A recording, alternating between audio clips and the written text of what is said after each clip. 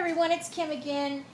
I was just going to share with you guys, I got some prickly pears. They're the fruit that are on cactuses after they bloom. They're usually in the early spring or early summer. And these are just a gorgeous, beautiful, rich color. And they're really high in antioxidants and stuff. And so I wanted to try using, me and my crazy additives. I wanted to make a batch of prickly pear soap. But they're called prickly pears for a reason, because let me see if I can see those little nodules on there. They have little tiny thorns in them. They call them something else, but I don't want to mess with them. So I've ran into cactus patches and everything before, so I'm going to try to do like I saw on a video last night. But look at that beautiful rich color. Now I don't think that it's going to hold that color for the soap. It'll probably turn brown, but I just wanted to try using this ingredient. So now I'm going to try to split it right here, because this person on YouTube, whoever I'd watched their video, they did it so easily. Well, anyway, there's this thin skin that's around there. Of course, they made it look like you just took it and just peeled it right off, but it's not really. Well, there it goes. See?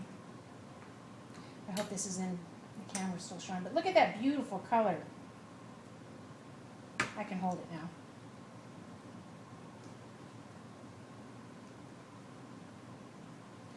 And so they make juice out of it and just a lot of other different products that's really good for you. And so I thought that I would look at that in the light. And see in the center, let me go ahead and cut all the way through. There's flash around like some seeds and stuff, big old seeds. See those seeds? And so I'm going to go ahead and puree them in the blender and then strain it out. So I put the paper towel on here just because I just figured it would be kind of slippery.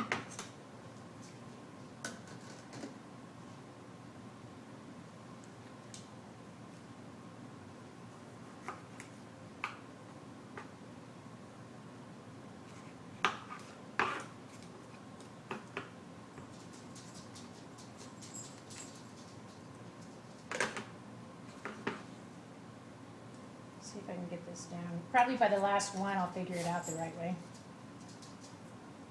How it usually works.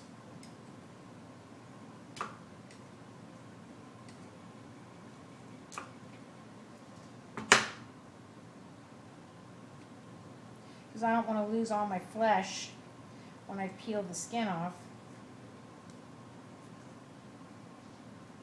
So there's part of one.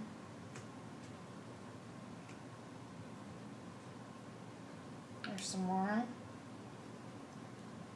And what I'm going to do with it is once I puree it, I will strain it, and then I'm going to just freeze it, probably in ice cube trays, so I can have them, and then I'll put them, after they've frozen, I'll put them in a Ziploc baggie, and then I'll have them for when I want to reuse them again if I really like using it.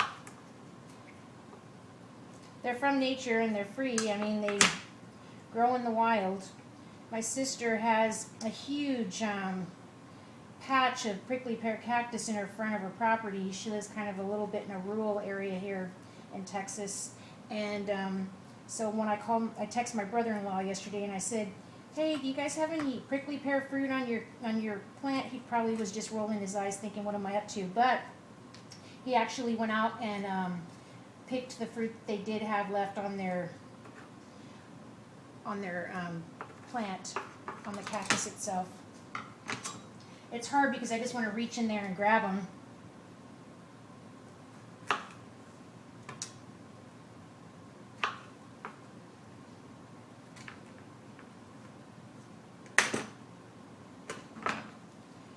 And I know I don't want to, because if you've ever had thorns before, cactus thorns. You don't want them. That's good.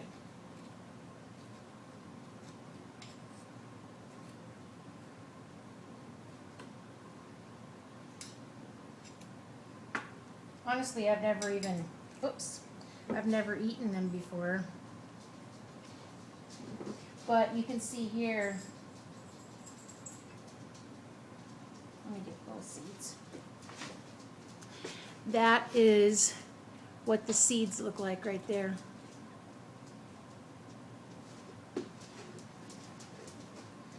And the fruit so far, that is the pulpy flesh part that you can eat. The seeds are edible, but I don't know, I wouldn't want to eat them.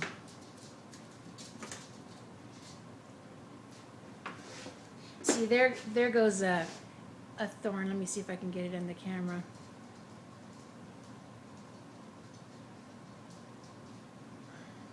Of course not. There it is. See that little thing right there? That's a thorn. But that's one of the longer ones. There's tiny, tiny ones inside those little nodules.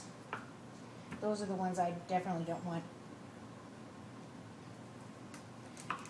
You can use tape to get them out, but I don't want to if I don't have to.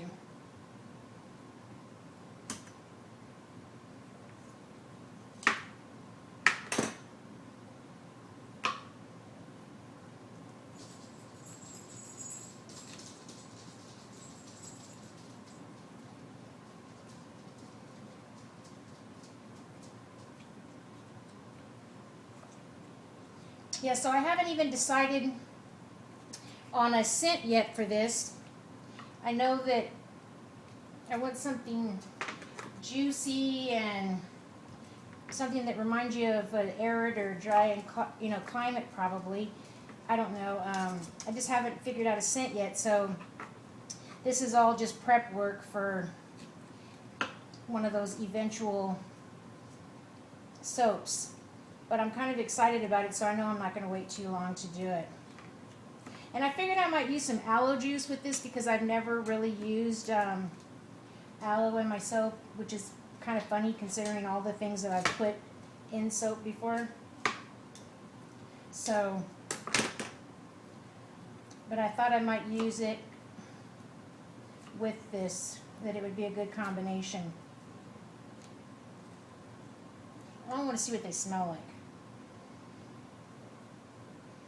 Well, they really don't have any kind of a smell. It smells just kind of like a pulpy, just like, it just has a clean smell, just plain fruit smell. Well, anyway, I'm going to finish skinning these things, and then I will show you when I've finished blending and straining these. I figured that I would just put a little bit of water in there, not so much, maybe enough to cover it, or maybe less than that. I don't want to put too much because I don't want to take away from the juice itself, because I know that when I blend it, it's going to have a ton of juice. It's because they're really super juicy. You can tell just by my napkin there. But I love the color. And so anyway, I'll let you know what happens when, I'll show you what it looks like when I'm done.